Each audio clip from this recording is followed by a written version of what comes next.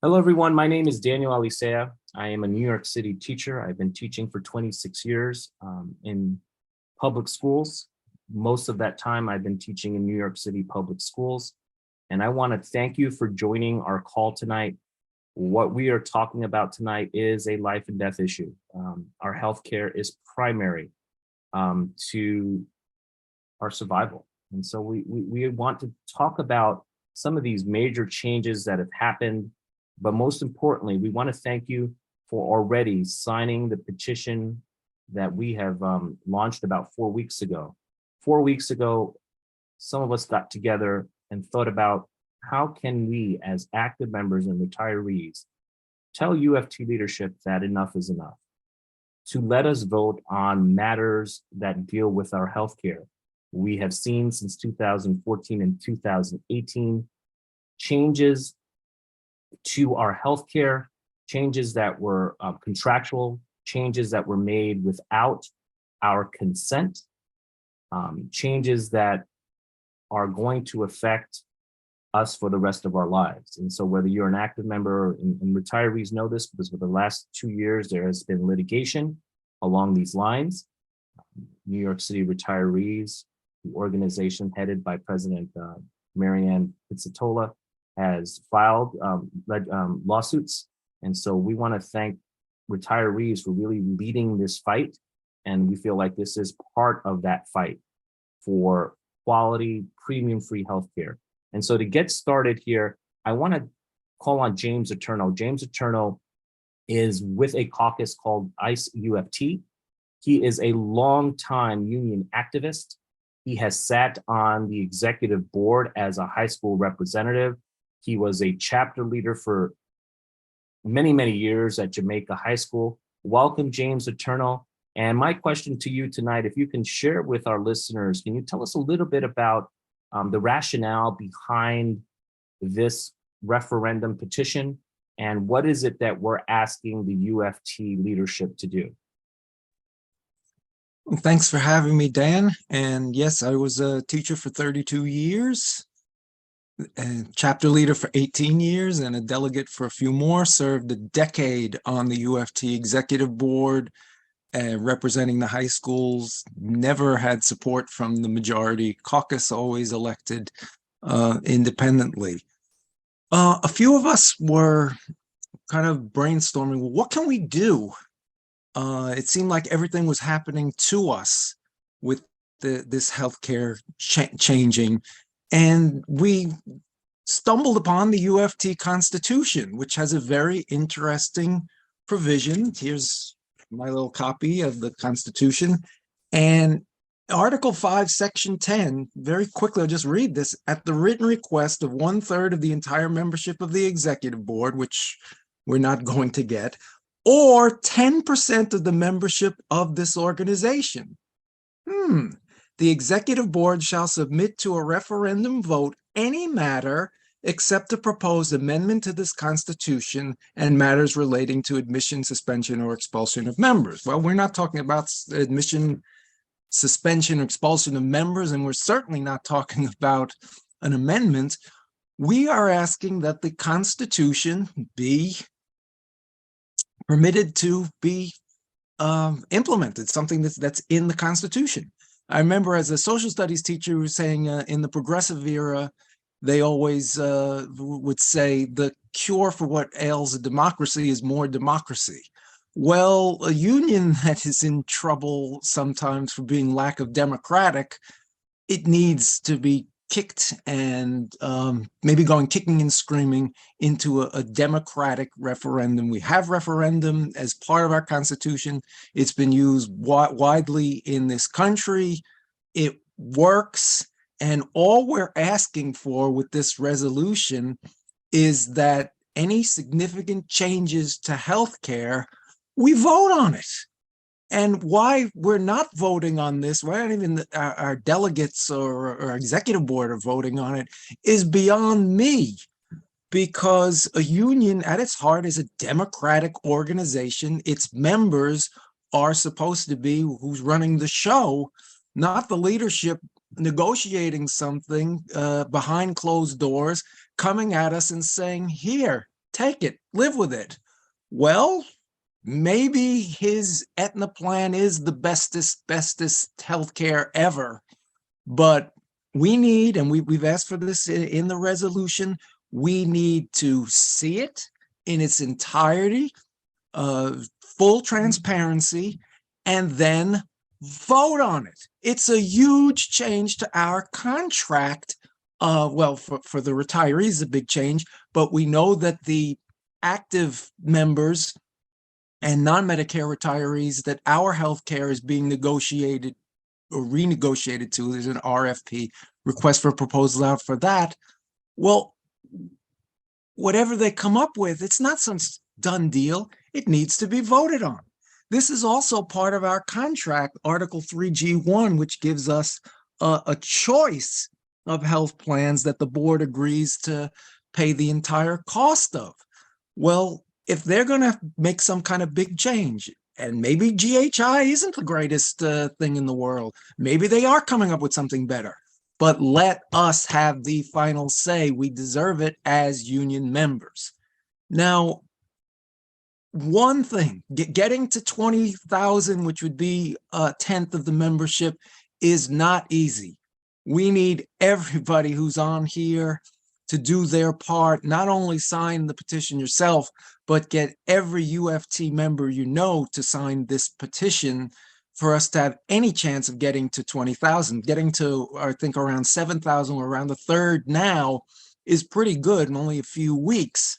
But if we're going to push this over and get this referendum, we've got to get everybody involved. And that's why I really am glad and thank Dan for putting this on tonight. It's not going to be easy, but we can do it. Now, I was asked earlier today to also comment on, well, what if Michael Mulgrew and Leroy Barr, they get together and with their lawyers and say, we're just going to ignore this petition. We'll let it linger forever. And we won't have that vote that they want this timely vote. We're just not going to do it. Well, I think that we have to address that. And I will say that this sort of ad hoc organization that started, we're prepared. If we have to go to the Public Employees Relations Board, we will. If we have to go to court for an Article 78, we will, because organizations have to follow their own rules. They have to be accountable for that. And if the UFT is going to follow the rules and give us that referendum, then hey, let's the better side win, the side that can convince the majority to win. But if they say, oh no, we're going to just blow this off, we're prepared to fight that way. So we've thought about this, we've worked on it, and now we need you to get us the vote. And let me just say one more thing. There hadn't been that many referendums except for contracts in the last few years. But in an earlier era, and I'm not talking about 50 or 100 years ago, but about 20 years ago, the UFT renegotiated the contract on our time schedule 3 or 4 times in 2002, 2003, 2004, and 2005. And then they made another agreement in 2005, which was part of the big contract.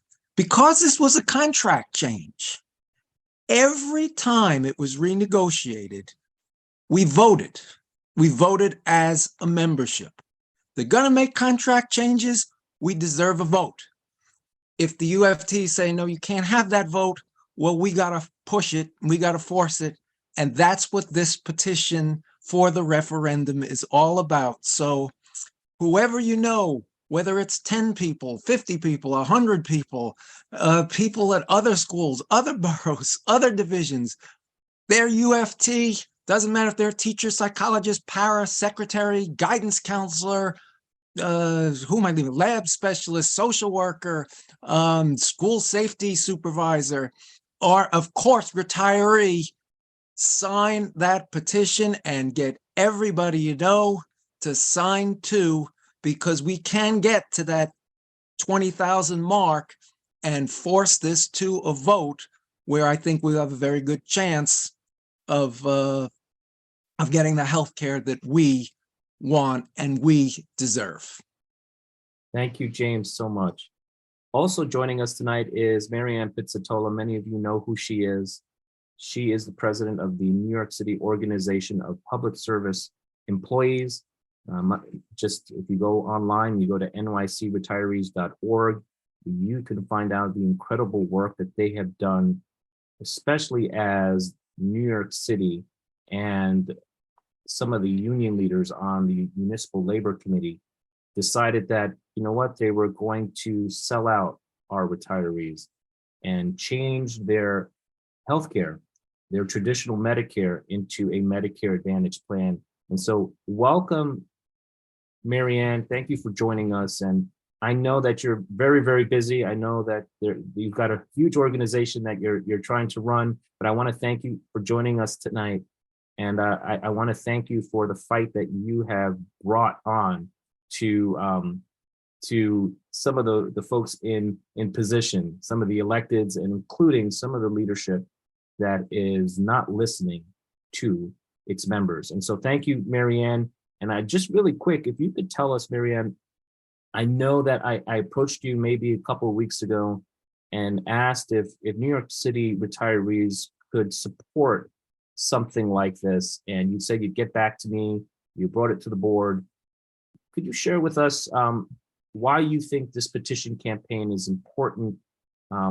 What do you think could come out of New York City UFT members, and then hopefully some other unions joining this fight of rank and file members saying, you know what, enough is enough. We've got to be able to have a say in our healthcare.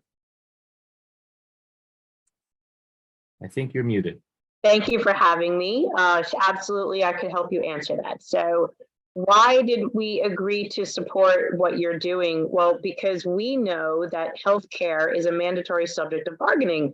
And it seems as if you've been out of that, that messaging. We've read certain things from the union president of the United Federation of Teachers, who stated that he feels that he was elected and he should be able to make those choices. But this is a mandatory subject of bargaining. And prior to the Municipal Labor Committee, which has been doing some of this negotiating on a citywide basis, doesn't have a bargaining certificate. You do. And your union is responsible for the benefits that you have. Prior to the UFT being in the MLC, which didn't happen until the mid to late 80s, you negotiated your own healthcare. So you were able to add certain benefits into your plans, into your benefits. This is something that you should have a voice in. And I'll make one correction. You said that they were taking away our Medicare, but it's yours too. See, these changes affect our today because we are retired, but this is your future. And if you're not angry that your union leadership just negotiated away your future healthcare benefits and choice of benefits, well, then we got a lot of talking to do, because this is your future. Right now, you have 11 choices of plans and retirees had 14. And there's a reason why. It's because retirees and active workers, depending where you live, would have regional coverage based on what plan you had. You fighting to have that voice is really important, because right now, retirees are being forced into managed Medicare Advantage plans, which is a managed healthcare. Even though they call it a PPO, it acts like an HMO. This is your future, because right now they are negotiating your healthcare this week. They started last week and it's ongoing. And right now, my fear is, based on the information that we're getting from people in the city and other union welfare funds, they're looking to take away your choices of 11 plans and narrow it down to 2, like they did to us.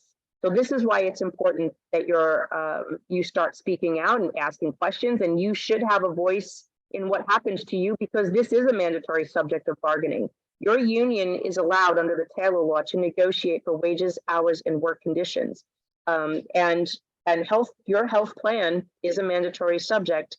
It's a condition for employment. It is one of your benefits. So you should absolutely have a say in what you have. I think that vote should come from all of you. You should be able to determine what you want and what you don't, bring that back to your president, and then that weighted vote of whatever comes out on the local level from your union should then be relayed in the vote that he makes at the MLC. Well, we want to thank you, Marianne, for joining us tonight. Thank you so much. And yes, it's our Medicare. And It so is. for many, many years, our union fought to not privatize Medicare.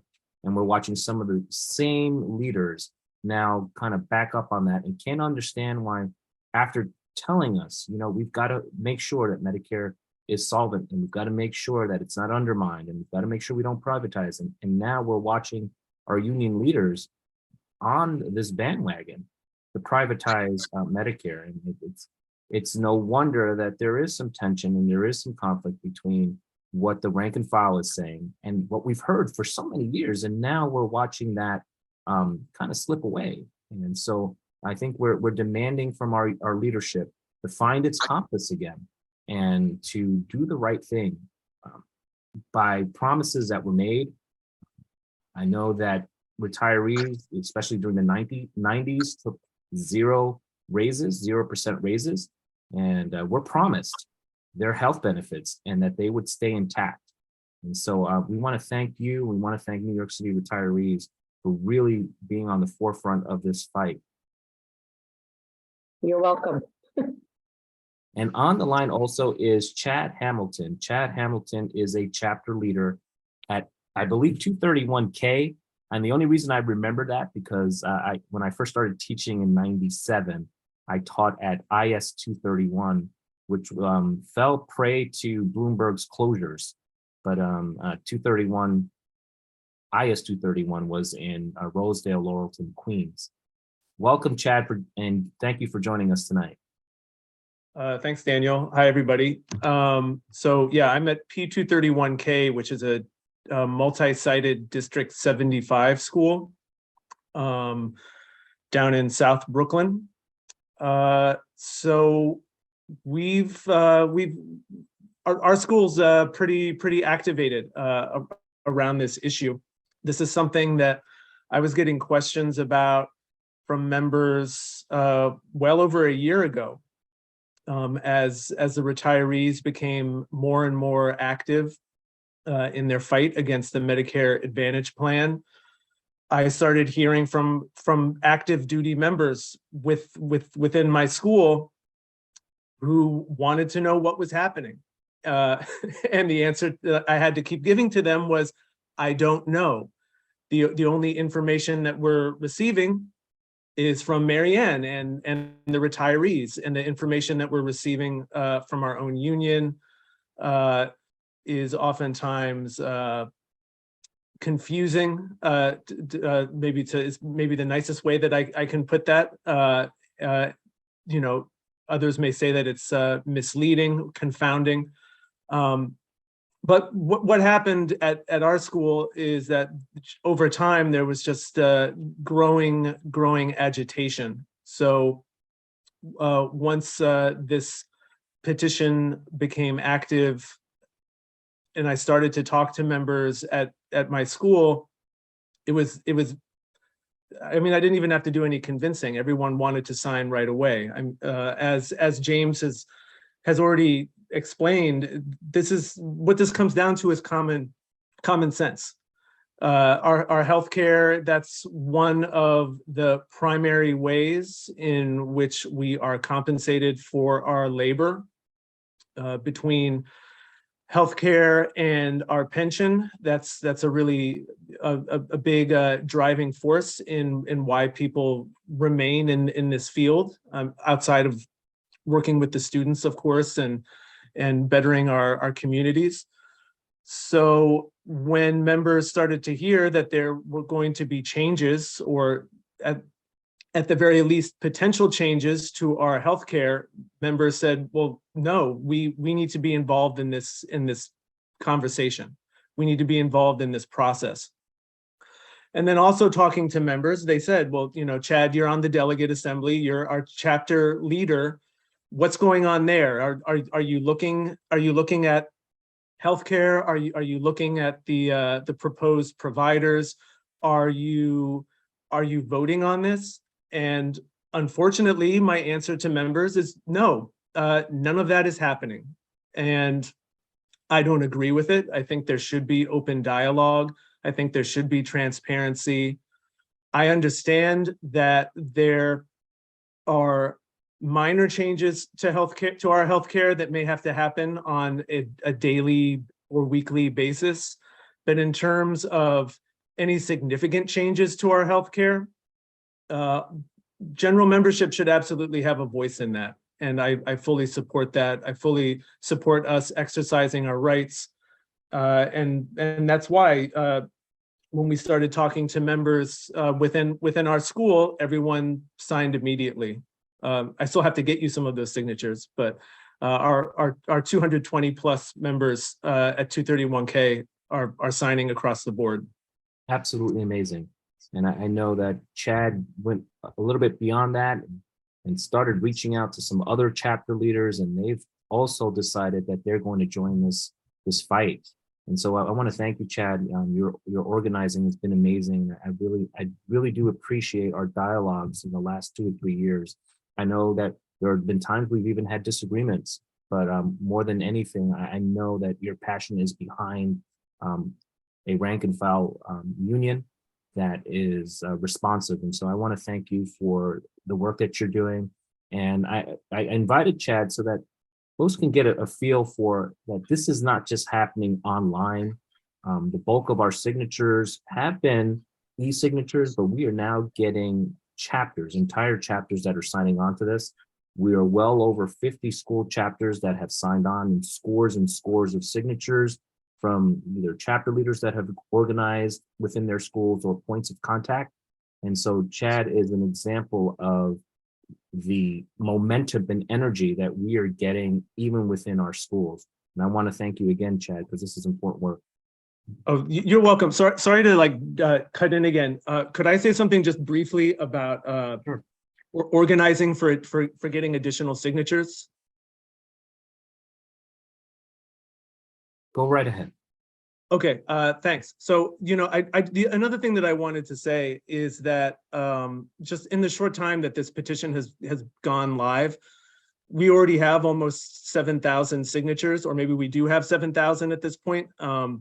We're already a third of the way there, and that's just in 4 weeks. And 2 of those weeks were impacted by spring break. So when you think about that, like that's an amazing start to this. And this is just the start. And now we're going to be expanding it, right? And whether you've already signed and whether you've already organized your chapter at your school to sign, something that all of us can start thinking about now is who are 5 people that I know who are in other schools that I could reach out to, and who are 5 other people that I could support while they undertake the work of reaching out to the members of their school community and getting signatures from them. I think it's really important. A good strategy that we can follow is to identify who your 5 people are going to be, reach out to those 5 people, provide them with all the support that they need, and then stay on them. Continue to follow up with them and ask them, how's it going with your signature collection? How can I support you? Would it help if I create some additional materials for you to share? Would it help if I meet with members after school? If anyone has questions, or send an email or do a Zoom. I think there are a lot of opportunities for organizing on this. And I think we can start small and then grow it, grow our circle to include as many of our colleagues as possible. Thank you, Chad. And that's some of the stuff that you just brought to the table right now, or some of the things that we are going to discuss tonight. And that's just solid grassroots organizing. It's really about personal relationships. It's really about having those one-to-one conversations. And a lot of the organizing that's happened right now has been just that, one-to-one conversations, folks reaching out to friends and retirees getting together. We are getting signatures from retirees in groups.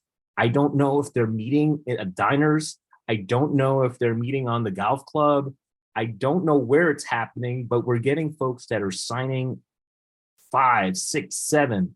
Maybe they went out to have some coffee, and someone took out the petition and had them sign it. And it's amazing that this is happening organically. It's authentic, and I think we are on the cusp of something fairly big, because I think for the first time we're seeing folks say, you know what, we are the union. We can, we will, and our voices need to be heard. And so I want to thank you, Chad. I want to share with you some ideas that we have come up with, but we don't also want to hear your ideas. And so I'm going to share with you a slideshow. There are some links that you may want to know, and we'll put them in the chat in just a moment. But I'm going to share with you some ideas that we have come up with, and then we want to hear your ideas. The idea is that we are going to hit that 20,000. And if we're going to hit 25,000, 30,000, well, that'll be up to us. But we believe this is attainable. We are pretty much a third of the way there. And so I think that if we can follow this plan, I think we're going to be able to get those 21,000 before school is out. And so let me share with you some of our ideas, and then we want to hear from you as well. Just really, really quick, inside of the chat, we call it a raindrop inside of Zoom, or a rainfall. We want you to think about what you have done either in your school, and if you're not in a school anymore, you're retired, that's fine. What have you done among your friends to support this petition drive? Or what are you planning to do to try to get some folks, educated about this, and then excited and organized around this idea? If you could just drop it in the chat, and I think there's already some really great ideas out there. Drop it in the chat, and we'll hopefully be able to save this chat and take down some of these ideas. So inside of the chat, you feel free to drop down. We'll give everyone a couple of minutes.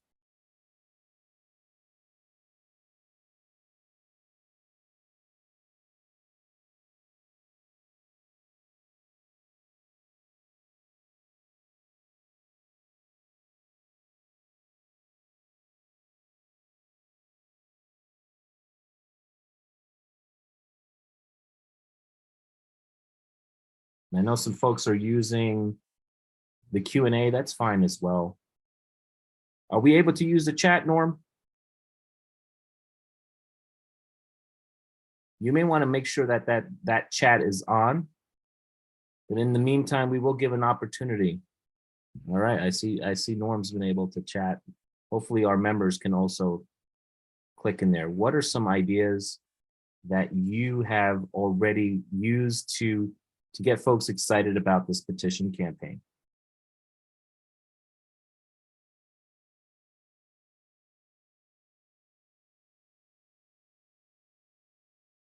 And so before we get started with some of these ideas, I want to be very clear, and I think you've heard that from Marianne, you've heard that from Chad, you've heard that from James. We are union strong, we are union proud. And let's be very clear from the get-go. We're not entertaining any conversations about not paying our dues. We're not entertaining any conversations tonight about starting another union. Those are conversations we are not prepared to have tonight.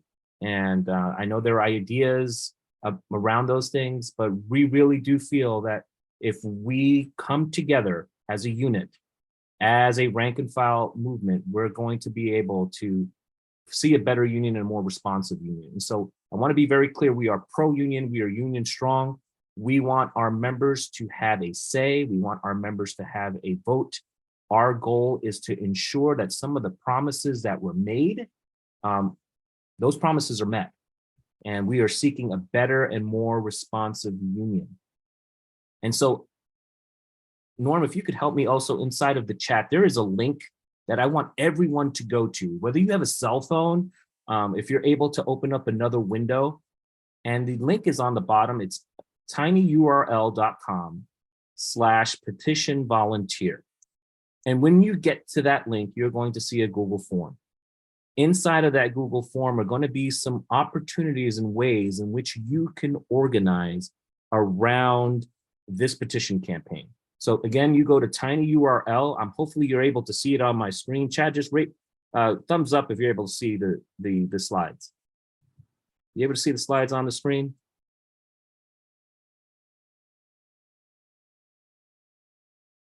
Norm, are we able to see the slides? Excellent. So tinyurl.com/petition volunteer. That's going to open up a Google form for you.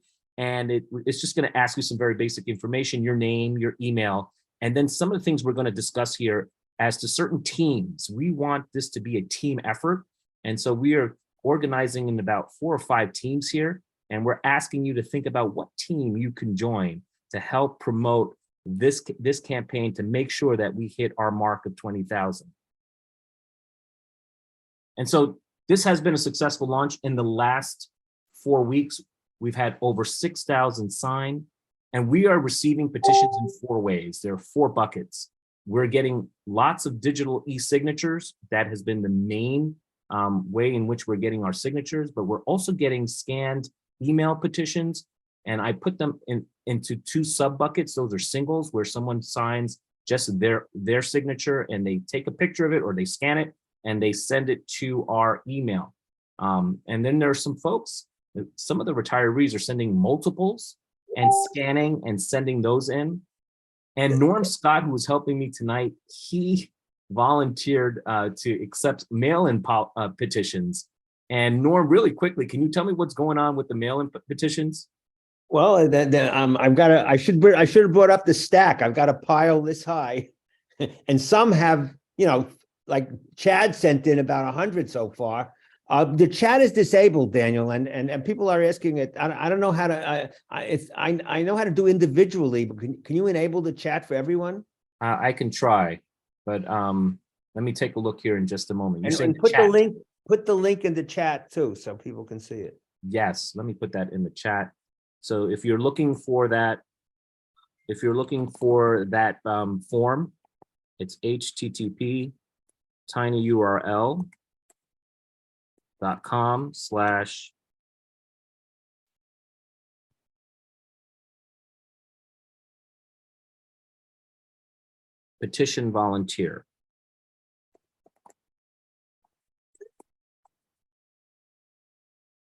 And if you click on that link, I put it in the chat, that's going to take you to the Google form where you can make a commitment tonight to organize with us in joining up on some of the teams that we're about to talk about. Going back to our successful launch, we are getting also folks from chapters as Chad just explained to us, and we're also getting printed petitions from retiree groups, whether they be organizations or just loose affiliations of folks. They are sending in printed petitions with what we call wet signatures or hand printed signatures. Our largest bucket of signatures is e-signatures. We have well over 3.6 thousand e-signatures online. We are using an online platform for that. It's secure. It also makes sure that there aren't any duplicates or triplicates, because you've got to be able to confirm and verify your email. And so we've kind of put some measures in place to make sure that people are doing this the right way. We've had over 50 chapters gather signatures, tens of thousands of hits on social media. We've delivered thousands of emails, and we're keeping folks updated using our email platform, and thousands are signing up for email updates. And it's why many of you joined this call tonight. And I'm still seeing 213 participants, and that's exciting to us. And so, go ahead. So, one of the things we have with the wet signatures, and I have hundreds of them, some with 8, 10, 50 on the page, they have to be entered into a database. So at some point, we might need a call for volunteers to help us put that information in, because I don't want to just hand them over to the UFT without us knowing who we're handing over, to make sure that they don't make misuse of the petitions after we hand them in. So we want to make sure we're able to contact people. Yes, and so if you look at that volunteer form, I think what Norm, you're talking about is our logistics and planning team. We're going to need some folks to help us with some of the logistics and planning, and we'll talk about each one of these teams as we go along. One of the teams we're going to be looking for are folks that are willing to mobilize entire chapters. Now, Chad is a chapter leader. He took it upon himself to organize within his chapter and has contacted other chapter leaders. But we need some folks that are willing to be part of a mobilization team that is going to reach out to chapter leaders. We have a list of every chapter leader in New York City. We need some folks that are going to join this chapter mobilization team. You do not have to be working in a New York City school anymore. You can be retired, but you're willing to adopt 10 to 15 chapter leaders and reach out to them. Cold call if you need to. We'll try to get you some ways in which you can reach a chapter leader or a delegate. But if you know someone, let's say you know a point of contact, because I've had some folks tell me, oh, my daughter is teaching also, or my son is teaching. That could be a point of contact at a school. And so we're asking for what we call chapter mobilization teams. We're also going to be talking about a little bit about a social media ambassador team. And as you know, social media is really a place that can be used for positive reasons and for some negative reasons. But I think if we really decide to use the power of social media, I think we can get this messaging out, whether it be through personal messages, emails, online groups. And so we are asking folks to, if you want to join our social media ambassador team, we're going to be meeting together and we're going to think about some ways. We have a digital toolkit that we have put together, and it's still a work in progress, but we're going to have some folks be able to go into that digital toolkit and have some ways in which you can use social media to send out the messaging. We're also going to ask some folks to join the event mobilization team. We'll talk about that in just a moment. Norm kind of hit on, we need some folks to help us with logistics, and that includes some data specialists, folks that are able to help us with some spreadsheets as we gather all of these names and information that we're going to be sending over to the UFT.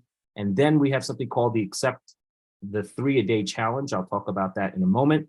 And then you can also help by donating to this campaign drive. There are some costs that have come as part of this. That includes our email platform. The e-signature platform has been a high cost for us. Even this webinar tonight, in order to get 500 folks on a webinar, there are costs that go beyond your typical Zoom costs. And so we'll talk about that in a moment. So if you look at your form, and we really need some folks that are willing to really roll up their sleeves for this. If you're one of those folks that are really charged up about this, we need to put a team together that is willing to seek to forge relationships with chapter leaders and delegates, and or a point of contact at a school. We will give you a list of 10 to 15 to 20 chapter leaders that you are committing to take on, to reach out to them, tell them what our messaging is about, and say, you know what, as Chad said, I'm willing to help you. I'm willing to be a resource for you. And so if you're willing to do that, if you really want to get down to the nitty gritty, where we're able to get some points of contact in schools, we're asking you to join the At Schools team. We're also hoping to target co-locations in large schools, especially our high schools, especially some of our middle schools that have 1,400, 1,500. I know Brooklyn Tech has over 6,000 students, and they've got plenty of teachers, plenty of UFT members there. If you're at the At Schools team and you're here locally, we're asking some folks as part of that At Schools team to find some days to go out there and with a clipboard if you need to. And as teachers are entering or exiting, let's get some signatures. And so this At Schools team is really a grassroots, on the ground, boots on the ground team. And we need some folks to join that team. And if you're willing to do that, you go into that Google form, there's a checkbox for the At Schools team. And also, as Chad said, you may want to also, and I know that New Action has already done this. They went into Michael Schulman and Greg of New Action. They said that they went into a Staten Island school, I believe, and they were able to get petition signatures after speaking about certain issues and informing them about some of the things that are going on with our healthcare. They were, as Chad said, it was very easy. Folks were signing up. It's really not a hard sell. You tell folks, you know what, this is our healthcare, and they're not giving us an opportunity to have a say on it. You're going to realize that people are lining up. It's same thing happened at my school. I'm at a very small school, but it hasn't been difficult at all to get folks to sign this. And so there's also the social media team. There is a toolkit. If you look at that form, that Google form, the link is there. The link is also on the bottom of this page. If you want to get these slides, if you want the slides, there's a link in the form. There's also the link on the bottom of this page. If you want these Google Slides to kind of go over and say, hey, maybe I can't make a decision right now. I need to really look this over and see what level of commitment I can make. You can download these slides and then kind of make your decision tonight, tomorrow, later on this week, or whenever you feel you've got the time and energy to do this. And we're also going to have the social media team really coordinate together, sending direct messages, email, adding comments to Facebook pages. And of course, we're going to do this kindly. We're going to, sometimes we don't want to be aggressive with this, but we do want to be targeted. We want to be personal, and we want to be able to put out some of these messages. Political campaigns in the last 5 or 6 years have been able to have success because there is a coordinated effort on social media. And so I think there's some lessons we can learn that are positive from being thoughtful and intentional in how we handle social media. And so if you want to join that social media ambassador team, just on that form, just check yes. Yeah, I want to be part of the social media. That this one is something you could do from the comfort of your home. And so you don't have to go out to a school, but this is one important way that we can get this message out. We also need some event mobilization teams. And I know there are some folks here from Retiree Advocate. That is a caucus that was formed many, many years ago, but now there are folks from all different walks of life, retirees that have joined Retiree Advocate. They have also been on the forefront. They have organized rallies. There were some of the folks in Retiree Advocate were among the first to really put out the alarm bells on what was going on with Medicare Advantage. And so they have done some event mobilization. We need some folks that are willing to go out to UFT events. That includes rallies, official meetings, workshops. We are going to put a calendar together. The other thing we're hearing, and I know Marianne can attest to this, that Aetna is doing workshops all over. They're doing it in different towns. And so it would be great if folks would go to these meetings in person. And if there's a UFT member, let's get their signature. Let's put out that awareness out there. And we're also asking the event mobilization team to start thinking about maybe some happy hour or coffee shop events where we can get 4 or 5 folks, 10 folks, 20 folks. We are going to work with you to organize some happy hour and coffee shops. That's where some of our donations that are starting to trickle in. We're hoping to get some more, but we're hoping that we can use that for some happy hour or coffee shop events, and where we can get some folks to get together and build awareness around this. We really do believe that sitting down at a table and talking about these things is really going to be where it's at. It's about relationship. It's about one-to-one interactions. And I think everyone here can join on this one, the 3-a-day challenge. Now, I know that many of us have friends, colleagues, family members, people that we're online with that we know are UFT members. And so along the lines of what Chad said, if you want to just say, you know what, I'm going to focus on 5, that's fine. But with the 3-a-day challenge, we're asking you to accept the 3-a-day challenge from here to the end of May, where you're going to commit to calling, emailing, direct messaging UFT members, sharing this cause, sharing the links that we're going to be sharing with you. If you're not already connected to the New York City Retirees YouTube page, if you want an encyclopedia or resource as to what is going on with our healthcare, that's one of the places you can start directing some folks to. We are also going to be sending out some information inside of our digital toolkit. And if you've been at the site for this petition, we do have an FAQ. We have some facts, and we're going to put out some more infographics also in that digital toolkit. But in the 3-a-day challenge, you're committing to reaching out to 3. And once you've got those 3, let's move on to another 3.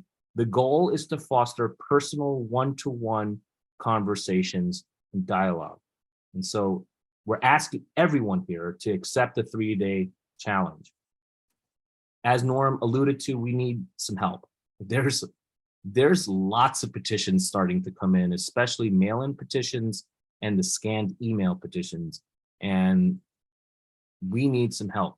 And so if you are a born organizer, if you like data entry, if you are a data specialist, your help is needed. Be prepared to serve, be prepared to think out of the box. But as part of this logistics team, I think some of those that are gravitating to this type of work, I think can also help us with some of the planning. Once we have that data in front of us, we can start making some targeted decisions about schools, about locations, and maybe some folks that can really help us on the ground. And so if you're a natural born organizer, you're a data specialist, please join the logistics and planning team. And just some rules for engagement. I know I'm speaking to educators, and so there are some things that we need to kind of keep in mind when we're engaging folks. I found some of these on Forbes.com. Someone wrote a piece on how to persuade folks, and I don't think there's anyone in this world that's more capable of persuading someone than a New York City teacher. And so whether you're retired or if you are still in the classroom, most of us or all of us are very good at convincing. But let's always remember that kindness first. And one of the most powerful tools that I've noticed over time is just sharing your story. You know, we all need healthcare. We've all have a healthcare nightmare or tragedy, or I know I've experienced some in my own family. But sharing our stories, sharing our concerns, and then just listening actively. And one of the other things I've noticed, and one of the things, Marianne, I've noticed with you, you discuss the positives and negatives about things. Like, you know, you're comparing with Medicare, with the senior plan, we have this, as opposed to what Medicare Advantage is providing. With GHI, we have some, I would say, decent benefits. Some of it has been lost over time, but really thinking about what we are able to do right now versus what could happen as we start moving into some of these limited networks and pre-authorizations. And so really thinking about what are some positives and negatives, and then discussing it, and then getting to that big ask, and really just saying, hey, this is how you can join this petition. For those of you that don't know the website to the petition, Norm, are you able to type in the chat, or just me?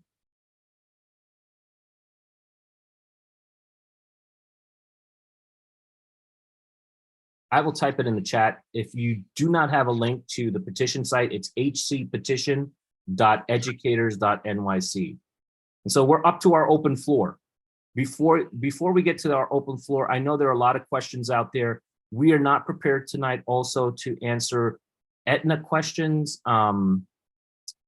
questions about services and, you know, what it's going to be if we do move to Medicare Advantage, what it's going to be if we move out of GHI for active members. Really not prepared to answer some of those, because tonight is really about organizing around this petition and getting folks encouraged and excited about it.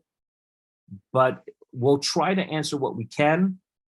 But if you have questions that are very specific about Medicare, about the senior plan, about some of the other healthcare services, of course, you may want to call the UFT office.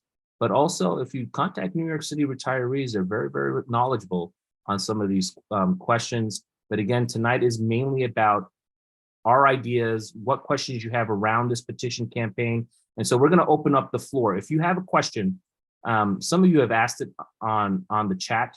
Some of you have gone into the Q&A to ask your questions. Norm Scott, are you still on?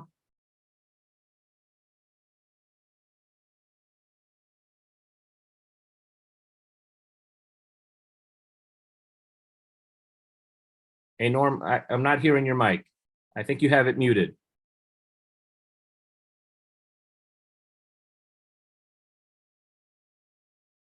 Okay, I'm here. So Norm, maybe you could help us out here. Have you seen some good questions in the chat that are related to the petition campaign? And hopefully, I can answer. I know James Eternal is on. I'm going to always defer to some of the sagaciousness of Brother Eternal. So the time limit on this, someone said if we don't get this done by September 1st, we'll be in the plan. So yeah, there is some time sensitivity to this, and this is why we're trying to we're trying to get to Also, you gotta 21,000. type in the question area and in the chat, the exact address for the petition. People keep asking about it. Okay, the exact address for the petition is http://educators.educators.nyc. So you can sign there. You can also download and print the petition. If you go into the form that we gave you, there's also the digital toolkit, and it has a PDF version that you can print out. If you need someone to help you with that, you can always reach out to our email, but a lot of it is pretty user-friendly. So the link is inside of the chat. It's hcpetition.educators.nyc. We have some information there. We also have the wording as to what we're asking for. It's pretty simple. We're asking for a referendum vote on any significant changes to our healthcare moving forward, and also that the UFT disclose any changes. One of the things we saw in the 2018 contract is that, yes, there was an appendix that talked about some of these changes, but it was never revealed to those sitting on the delegate floor. And so, Chad, I don't know if you were chapter leader then. I know James Eternal may know a little bit about this, but I understand Appendix A was not revealed to even the delegates and the chapter leaders sitting in the Union Hall. And they voted for a contract without knowing some of the givebacks and some of the ways that retirees were going to suffer under Medicare Advantage. And that was simply just not getting that information disclosed. So as part of this petition, we also want full disclosure. And I know the question was September 1st. Yes, we're time sensitive. It's why we want to get to 21,000 by June. We know that 52 Broadway, for whatever reason, feels like during the summer they don't have to take care of union business. And even though we feel like they should, we pay our dues. We want them to be responsive to us throughout. And so, yes, we want to make sure that this happens before September 1st. Any other questions, Norm? If not, let's take some folks already on the line. If we can get some folks on the line. Okay.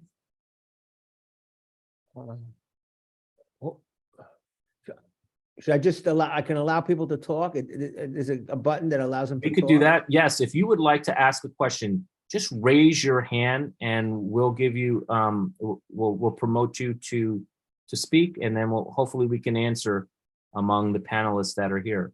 All right, Zoraida? Zoraida? Yes, we're just going to promote her to panelist. I said talking permitted. I clicked. All right. So Zoraida, you're on the line. Feel free to ask your question, and we'll do our best to answer.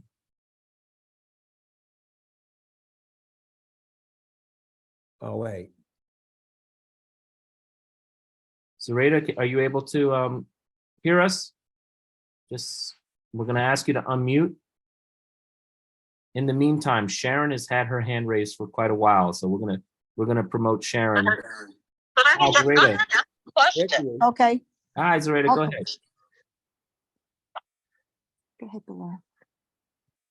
Go ahead, Go Yeah. ahead. Pilar. My question is, if we rejected the Medicare Advantage original proposal and Aetna stepped up, Aetna had already competed to get this contract, then why has it been set up in the new way with Aetna and Medicare Advantage when we did not want Medicare Advantage before? So you're saying in response to the litigation, Marianne, are you able to answer Yes. that? Like, I think what she's saying is, the first Anthem deal was rejected, and a lot of that was because of the litigation. I think they wound up stepping out of it anyway. They wanted no part of what was going on. So why are we back into this Medicare Advantage deal, even though that was kind of put to bed? Well, the reason why it's back again is because the Municipal Labor Committee, which is largely led by the two largest unions in the city and who controls the vote of that organization because of the weighted voting structure, is the United Federation of Teachers and DC 37. They want this Medicare Advantage plan because we have a video of Michael Mulgrew from last year that states that the city said to him, if you give us back that 20% plan, referencing your Medigap, if you give that back to us, like you don't have to pay for it, the city doesn't have to pay for it, we will give you the money that we would have spent on them and put that in your welfare fund. We actually took, he said that in one of your UFT meetings. We cut it down to a 55-second piece and it's on our YouTube channel. We want you to understand something. They are literally like one of the Q&As, it says that they are pitting retirees against active. And yet what they don't understand is you will one day be us if you're active. You will be retired. This is your future. But make no mistake, the unions felt that it was okay to sell off this benefit because they wanted the money promised to them. And why? Because in 2018, the MLC agreed to healthcare savings of $600 million recurring. And the easiest way for them to come up with that was selling off retiree healthcare. So they sold off your future benefit and our current benefit to equal a deal that they made that would meet that $600 million and with minimal impact to an active in-service worker. And I think that they did that on purpose because if you felt that pain, you would probably not be happy. They never really expected us to be talking as loudly as we are, form an organization and litigate where we had all of these wins every single time. You'll hear our organization say this because we have been successful. They've never been able to push back on what we've said. All they can do is attack us, or specifically me individually, as being a pain in the rear end. But they can't attack the words that we're using because everything that we're saying about Medicare and traditional Medicare versus Medicare Advantage is absolutely true. So understand it was because of their deal, that agreement, that 2018 MLC agreement, which is up on our website, that they committed to that. And when that happened, it obligated every union in the city to agree to it, which is why you're seeing DC 37 just ratify their contract where they rolled in that 2018 MLC agreement. PBA is next, where they're going to roll in that 2018 MLC agreement, which obligates every union in the city to help commit to $600 million a year in healthcare savings. And how did they do that to you? You're feeling this and you don't even know where that's coming from. Many of you tell us, well, the emblem plan sucks. Well, it only sucks because the MLC negotiated away your benefit. Every time you get an additional copay, every time you see a letter from Emblem that says your copay for the hospital is increased, your copay for practitioners is increased, your urgent cares, your radiology centers, mammography is removed. That is a diminishment of your benefit to equalize a health savings agreement. The unions did this, and you don't even realize that you're paying for that, and that's why. And you don't even have to believe me. I want you to go to New York City OLR's website and go to where it says health savings agreements. All of it is up there from 2014 on. You could read every quarterly update and exactly how they saved money and what they did to do it. And this is why your emblem plan feels somewhat uncomfortable to you. It's because they diminished your benefit to save money on your back. And we're seeing that also with the mental health providers, with the Beacon plan, where the providers aren't accepting it. And there's a directory out there, but no one can find someone that accepts Emblem's Beacon plan. And we're also now seeing, we received an email just a couple of weeks ago from Michael Mogu, where they are now negotiating a new provider. They're saying it's premium free, but it looks like the Emblem GHI plan is off the table. And now there are 4 vendors that are bidding for an active member plan. And we are not getting a lot of information on, other than that there are 4 bids out there and they're renegotiating, and we're not getting the transparency that this petition is talking about. We want full disclosure. We're about to vote for a new contract, just like DC 37 has, just like PBA is about to. We want to know what the deal is. What is the deal, not just for Medicare Advantage, but what is this upcoming deal about? We want transparency. What is going to be cut? What are the givebacks, if there are? And there likely are, because they've got to save that $600 million. And so are we going to lose our doctors? Are we also going to see more pre-authorizations? Are there going to be higher deductibles? Are there going to be higher copays? These are all questions that are legitimate questions. And again, because this is a mandatory subject of bargaining, we have a right as union members to know what is going on. And we're not getting the transparency. And as Chad said, we're even as delegates and chapter leaders, none of it is brought up to us. Very broad information is brought to us. And we definitely, not even the bodies that are in place that represent union members, whether it be the executive board or the delegate assembly, we are not able to vote on these matters. We haven't been brought a resolution on these matters. And so we are now asking for a full union referendum vote on any significant changes. And I think it's a legitimate request, especially as it deals with our compensation and it deals with something that's as important as healthcare. I'm going to promote Laura as a panelist. You have your hand raised. We'll take your question. We're going to take questions for about 15 minutes, and then we're going to close out. I want to thank everyone that's been on the line. We still have close to 181 folks on the line. Laura, I've promoted you to panelist. You can talk.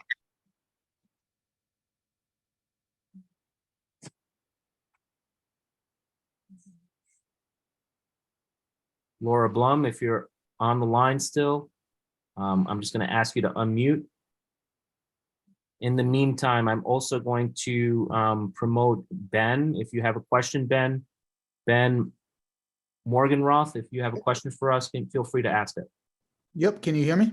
We can hear you. All right, great. I just want to thank you guys. This has been really helpful, really informative, and it's such an important issue. So I want to thank you for all the action you're doing. I'm in full support of it. I guess, I mean, one thing I just want to point out, and that is that I appreciate the deadline here. I think I really want to urge everyone that even if we do lose this fight, and surely I hope we don't, that we keep this conversation going, because I think it's never over. And I think we can always fight for what we what we need and deserve. I guess I have a couple of points. The main thing I wanted clarity on, though, is we seem focused on the in-service members, and just when I'm asking people to sign this petition, is the Medicare Advantage for retired members, is that a done deal, or is this petition sort of fighting both? Because there's two issues. There's the in-service members losing GHI potentially, and then there's the retired members losing Medicare. And are we sort of fighting both of those, or have we sort of given up on the issue of the Medicare? I don't think any of us have given up on the Medicare. That is not a done fight.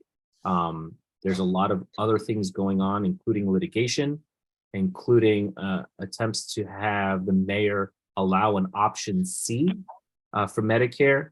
And we do feel that the pressure that comes from this petition, the thousands of folks saying, you know what, we were not given a vote, we were not given a say, even on things that right now our union leadership might say is a done deal, it really isn't. And so there's a lot of fight here.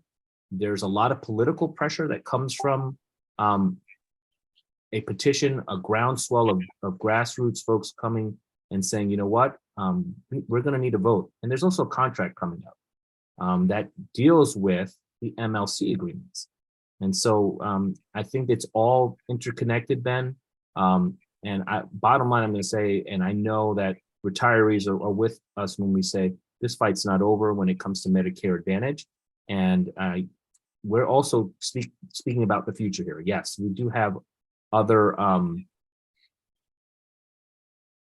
ideas about whether or not, any other future changes, whether it be with emblem, whether it be just something they decide off the cuff. That's fantastic. Just want to get this in there before we move on. I know someone pointed out in the chat, I wasn't even aware of this, I think it was Alice, about the AI making decisions and also having to hire a lawyer to get out of Medicare Advantage. That part I was aware of. There have been issues raised about Aetna is under investigation for defrauding Medicare and defrauding the federal government. Yes. And I think those are things to leverage. The last just point is, have we made any attempt to leverage support from our sister union? I know that specifically the PSC, Professional Staff Congress, they were one of the 4 unions that voted against moving to Medicare Advantage in that initial MLC vote. And they are fighting this vigorously and have been for almost 2 years now. And I wonder if there's been any attempt to collaborate with them. I know that the retirees and several others have had conversations with the PSC. The PSC has also offered alternatives to cost savings. And yes, those are ongoing conversations that are going on. We would love to see other unions also. I know the PSC has been very responsive to its membership. And you mentioned the first MLC vote, but in the last MLC vote for Medicare Advantage, we saw close to 27 unions vote this down.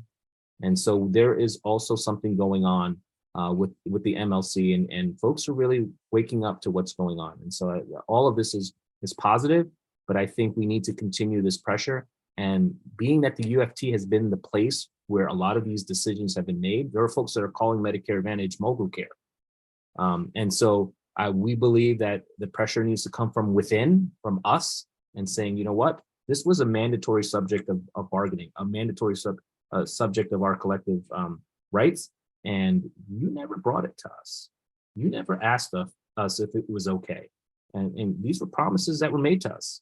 And whether you're a retiree now or a future retiree, your healthcare was one of the reasons many of us got into our profession. Yes, we care about our kids, but a lot of us who are city workers, we came in with the understanding that we would get healthcare and a pension, and it's part of our compensation.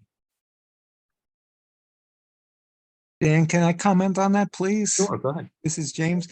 When we wrote this petition, we certainly meant to include the retirees in this Medicare Advantage, and the retirees are members of this union and should absolutely be subject to this union's constitution and should be part of any referendum. But that is why we're emphasizing the speed of this and getting these 20,000 signatures as soon as possible. And then we will definitely bring it up and fight it out. And yes, you for we're going to everything continue you're doing. conversations with our sister unions on these issues. We're hoping to also set a model for many unions to kind of like say, you know what, we're not going to allow just 1 or 2 folks to make these unilateral decisions. Unions should be able to hear from their rank and file, and on especially a subject like healthcare, have the right to vote on those matters. We're going to promote, I saw Laura. Laura, I'm not sure if you're still there. Your mic is unmuted, but we haven't heard from you. John Carlson has his hand raised. We're going to allow you to talk, and then Paula Friedman.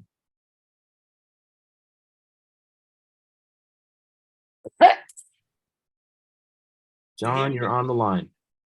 Okay, hi. My name is Jack Carlson, retired Department of Education teacher. And I would just like to say something.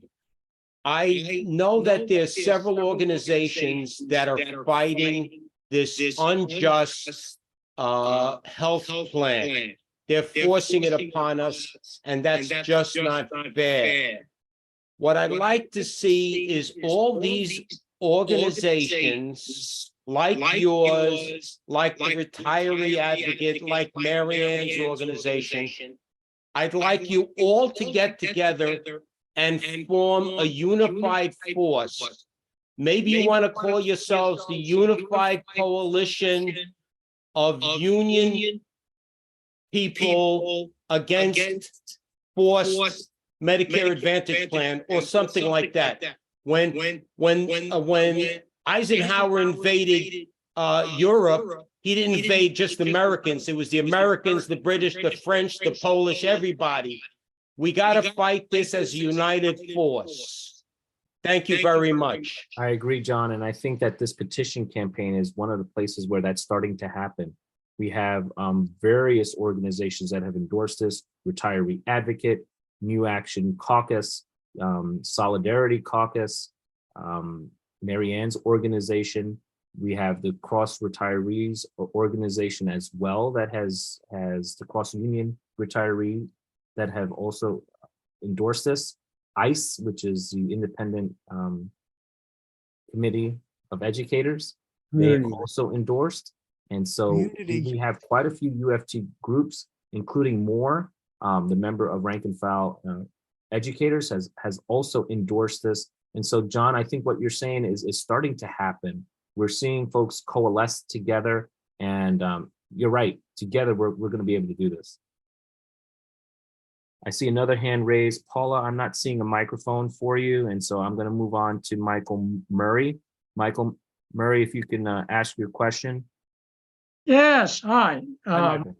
Thank you for taking my call. With respect to the drive to 20,000 signatures and hopefully the vote afterwards, what is the communication strategy with respect to calling out Michael Mulgrew?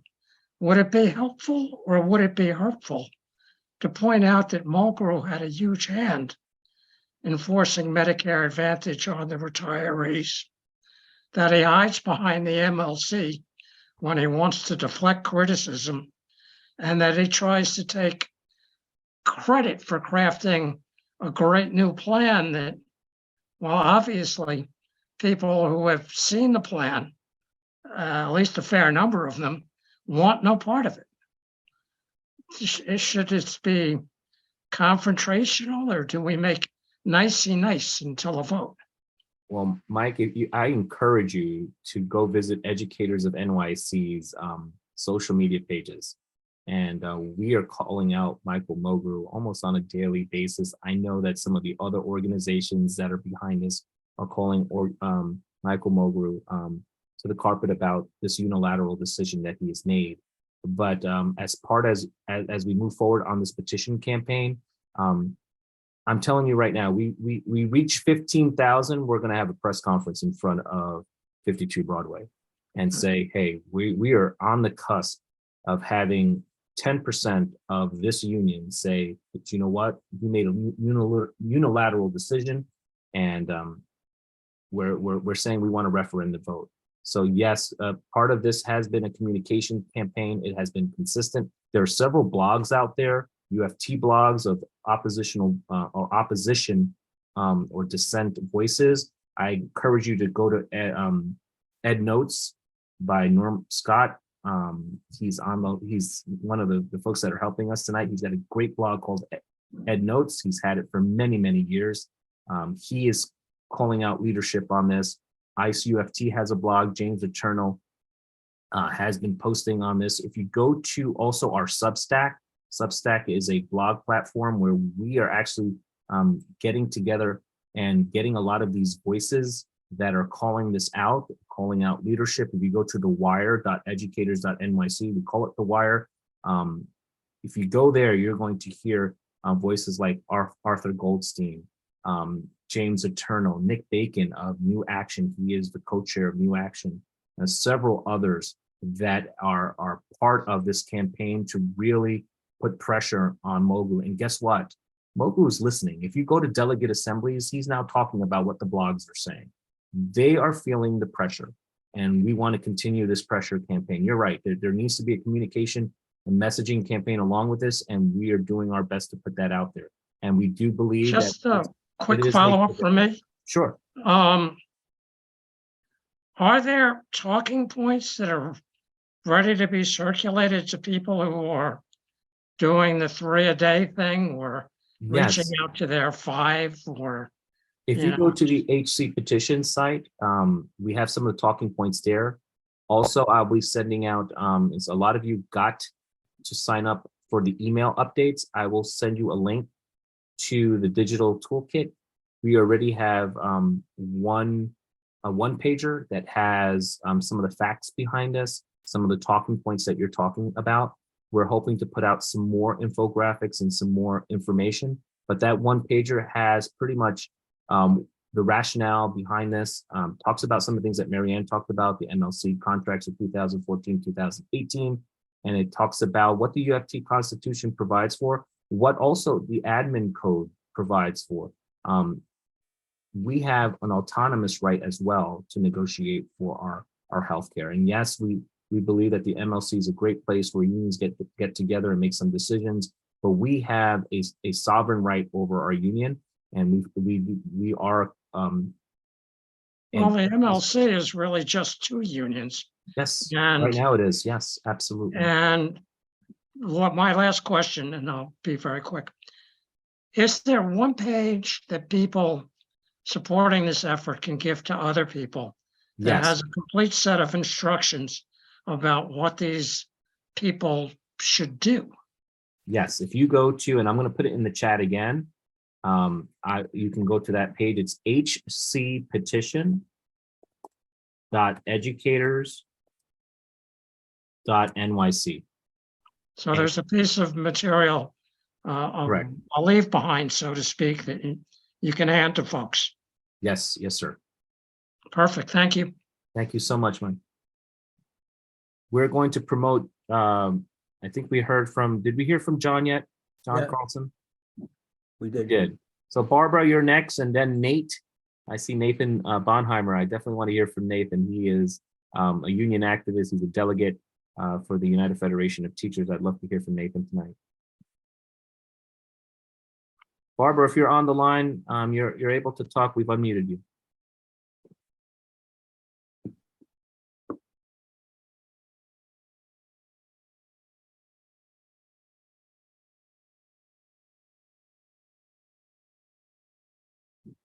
We're going to ask you to unmute, Barbara.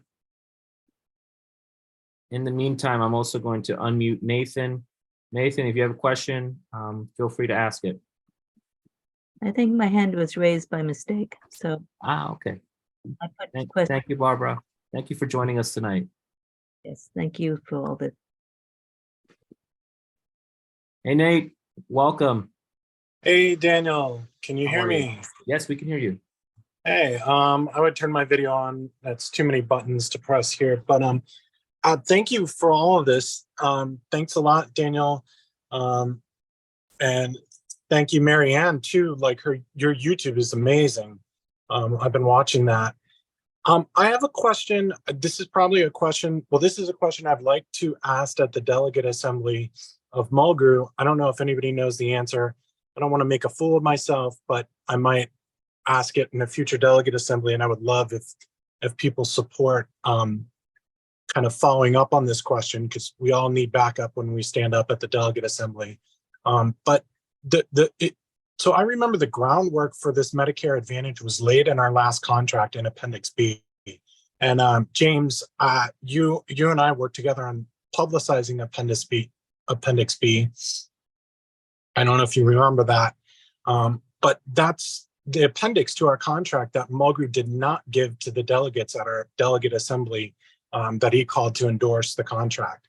And that's where they pledged $1.5 billion in savings, and specifically mentioned, it's a letter of agreement from Mulgrew mentioning putting out a request for proposal for the Medicare Advantage thing. And he didn't give that to us.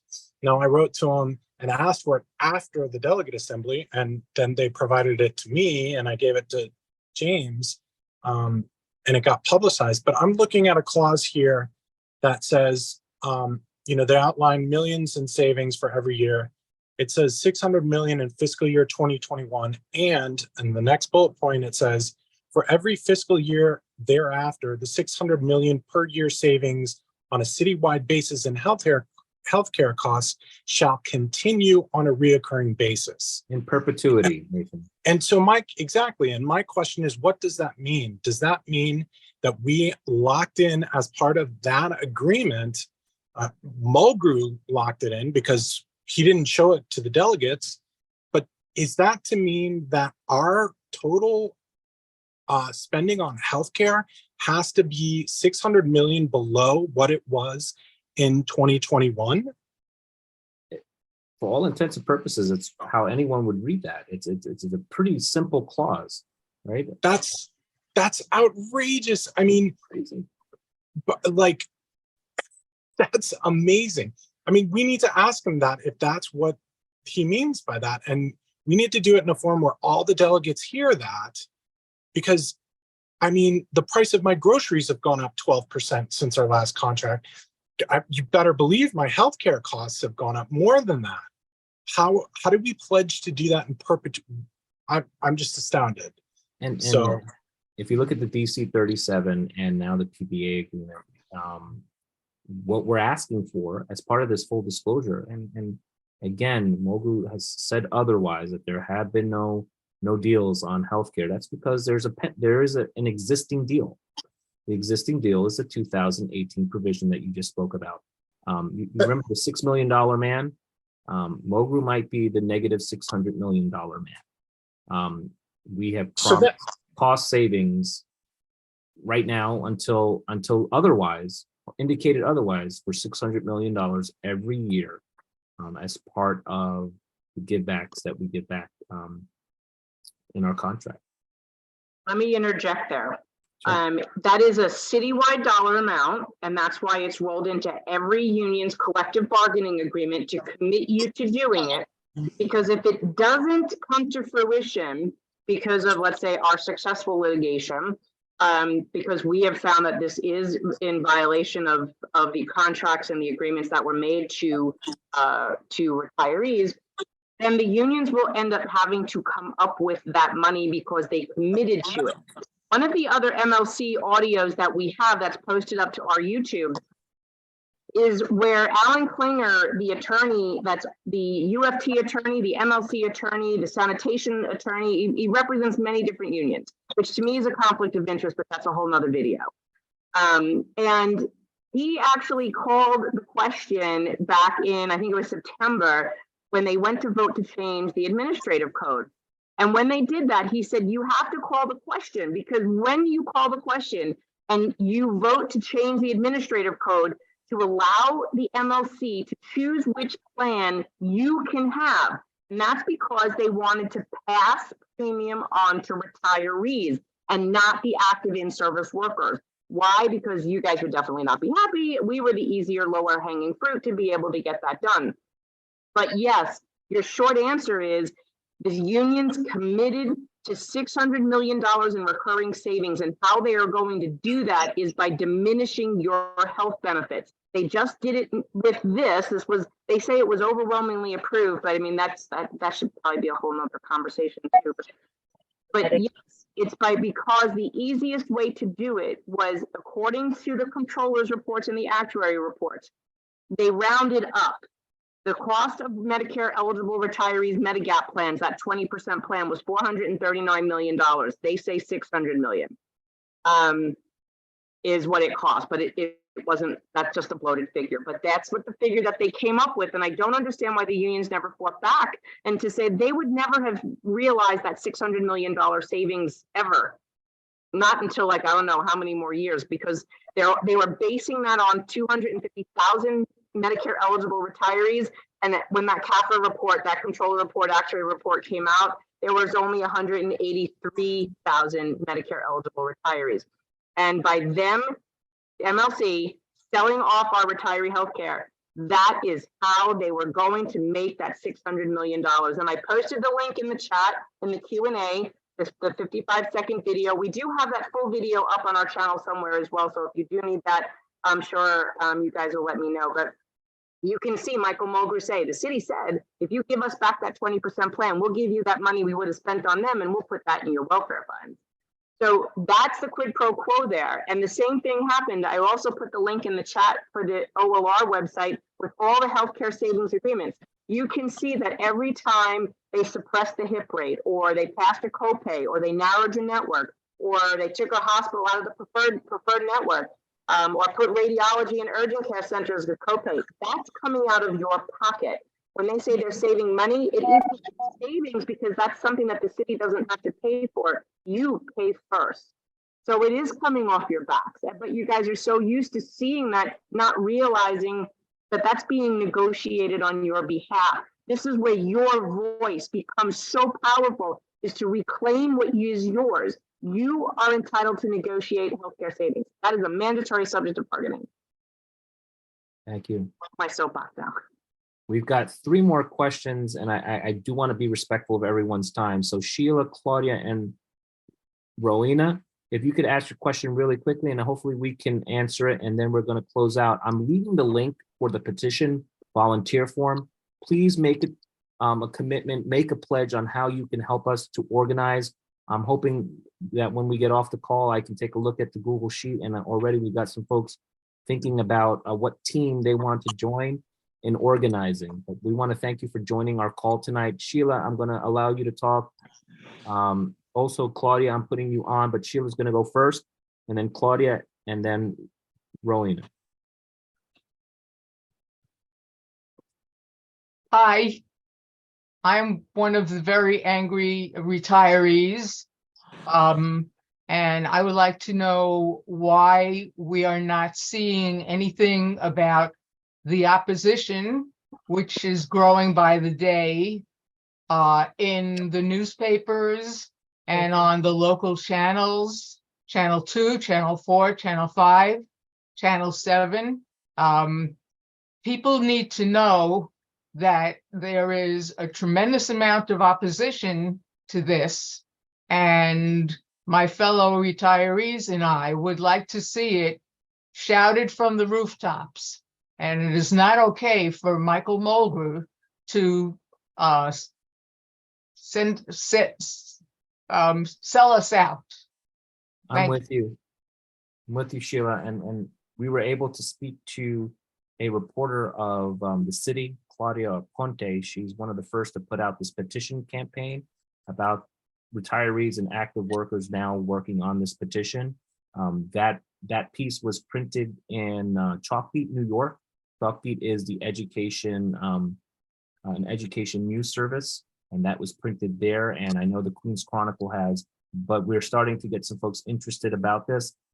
Someone had spoke to me about possibly New York One being interested about this petition. And so, yeah, we want to make sure that we're also hitting the media with this.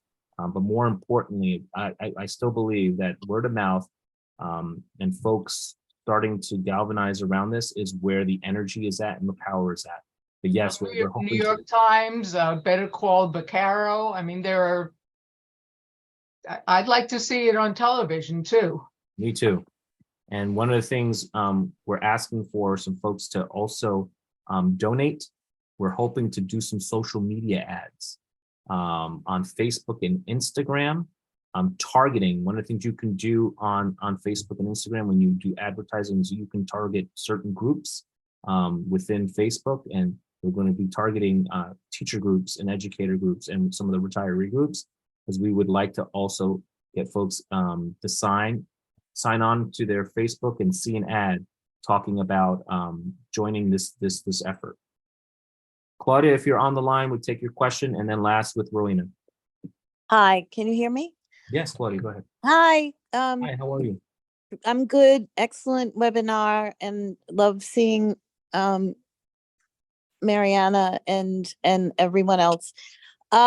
Just want to mention that it was in the New York Post that AOC came out very strongly against the mayor's push into Medicare Advantage. So that is a piece of actual, journalism, even though we know the New York Post has a peculiar agenda regarding public schools. I just want to bring up the elephantess in the room, which is Randi Weingarten, and I have institutional memory of her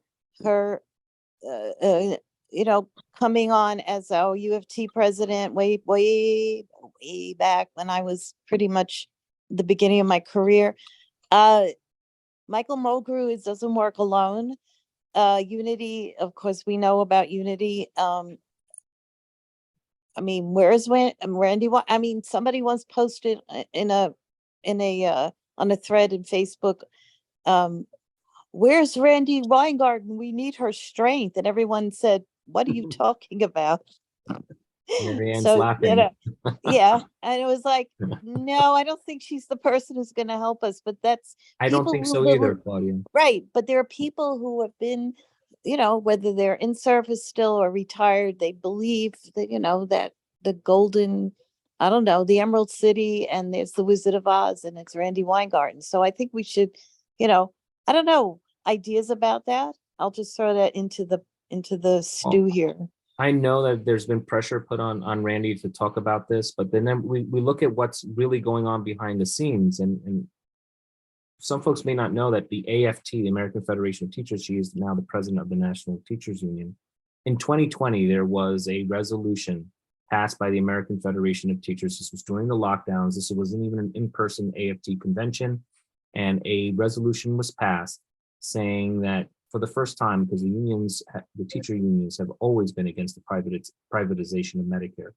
But if you look at that document, and I can send it to you, and very few people talked about it. I think 74 was one of the first. Mike Antonacci was one of the only folks that talked about what the AFT decided to do. And the AFT decided that they would support national health care, whether it be through single payer or through a privatized version like Medicare Advantage. And so there is a resolution from the American Federation of Teachers saying that they support essentially Medicare Advantage. Wow. So that's where we're at. We're at our unions also working with corporations that are seeking to profit off the backs of the work that we've put in. So that's where it's at. She has been very, very quiet about it. I can show you a tweet where she does speak about it once, and she talks about, well, our members want it as a choice, but guess what? What happened here in New York City wasn't a choice. Retirees were forced into this. And so she's kind of being very, very quiet. I think that's purposeful. I think that's intentional. But Randy Weingarten is behind this as well. I agree with you. Yeah. Marianne, Can I just, saying yes. very quickly, there's someone I follow on Substack. I think his name is Fred Klonsky. Yes. And he mentioned that there's I don't know if it was Delaware, but there's a teachers union that they fought to reverse the, getting privatized. This is happening in many different states as well. Yeah. You're seeing So governments that are forcing folks to go into these programs. Auto enrollment for their retirees. Right, but they fought back and they got it reversed. They're still fighting it because we're helping them. Right. So I think seeing this broad picture, I think that's as important as, of course, dealing with our specific, situation. But anyway, thanks very much. Claudia, it boils down to that this is not a Republican or Democrat issue, because it looks like that both of these parties are now supporting these efforts to privatize Medicare. Because if you look at what their actions are doing, someone always says, show me what you're doing, and I believe you. And we need to believe them. They are working towards privatizing Medicare, and whether it be whether it be Democrats or Republicans. But the other thing that's powerful about what's going on here in New York City is that you're seeing folks from all political persuasions, whether they be progressives, whether they be centrists, whether they be folks on the right. You're seeing city council folks, Charles Barron, Ariola, and others. And now you just mentioned AOC and Gail Brewer, folks on all different sides. Ari Kagan was out on that rally just the other day, and so it's almost like a parallel universe. I know Marianne and I talk about this. You see Charles Barron on the left, and you see Ari Kagan, who just left the Democratic Party and moved to the Republican Party in December. You're folks on all sides of this, folks that really do understand that this is a working class issue, that this is an issue of just doing the right thing. This is a moral issue. And so you're seeing folks on all sides of the political spectrum also coming together and fighting against this. And to me, that's a positive sign. Lastly, Rowena, and then we're going to close out. I hope I'm pronouncing your name right. I'm going to allow you to talk, Rowena. First of all, I want to thank you very much for running this program. I want to ask a question. Where are the people in New York City in the other unions? Are they fighting this this new program also that's being put into effect. Because if you say that it would help to have numbers, wouldn't it help to have all of the unions fighting against it? Yes, and you're seeing that with retirees. I know that the New York City Organization of Public Service Retirees or Employees, they have organized cross-union, and you're also seeing some other groups. There's the one of the institutions or groups that have joined in this petition campaign, CROC, which is the cross retiree group. They've also joined. So you're seeing folks, especially on the retiree side, do this. But I agree, there's great need to organize active city workers. And that's one of the conversations that educators of NYC and some other groups, and I know I've approached Marianne about this. We need to see city workers, active city workers, organize around this. And there's great power if we can do that. If we can get folks from every city union, whether it be PSC, whether it be United Federation of Teachers, DC 37, the plumbers, the electricians, you're right. The power comes from the ground up. And if city workers can decide that, you know what, we're going to need some, we need to see some changes. We need to see changes on how the MLC is doing business. We need to see how some unions are being left out when it comes to having a voice. So yeah, this is something that is going to require, and I think this is where we provide a model. With this petition, we are providing a model for other city workers to take ownership, to take agency over the decisions that are being made. A lot of these decisions are unilateral decisions or without the consent of the rank and file members. This is so important for the youth of all of these organizations to understand that before long, they will be us. Agreed. And they want to have the best retirement that they could have. And that's where you have your illnesses and your problems. So I thank you so much for running the program and for helping us to hopefully change what's going to happen in the future. I want to thank everyone who has joined our call tonight. Encouraging you again to look at that URL that's that link that's on the bottom there. We need folks to help organize with us. If you haven't already, go to that Google form. Tell us what organizing team you want to join. And even if it's just accepting the three-a-day challenge where you're going to reach out to 3 people and convince them that, you know what, we need to have a say in any of these significant changes that are happening to our healthcare, and that we need full disclosure as to what is happening, and that we have the right to that. In our UFT constitution, in our city code, and just as a labor right, we have a right to any mandatory subjects of bargaining. Thank you everyone for joining the fight. Thank you for listening to us. And thank you again for just loving unions. I believe that we are the union. We will and we can. Everyone have a good night.